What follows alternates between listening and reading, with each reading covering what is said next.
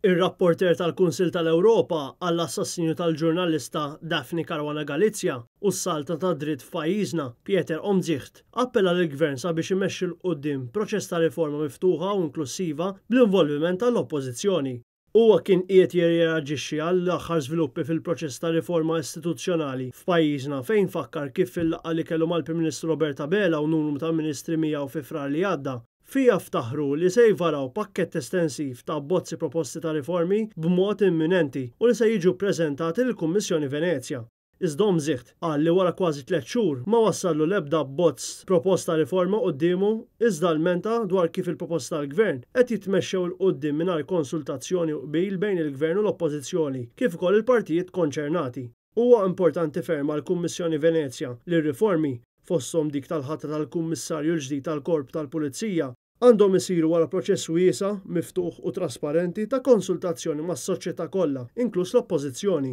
Pieter Omtzigt temm jisħaq li l-mod kif ir-riformi proposti tħejjew u jekk jilħqux b'mod ċar ir-rekwiżiti tal-opinjoni tal-Kummissjoni Venezja mhux biss jaffettwaw il-leġittimità tal-proposti u l-qbil tal-pubbliku, iżda huwa test ta' kredibilità internazzjonali għal pajjiżna, partikolarment għall-Prim Ministru Robert Abela.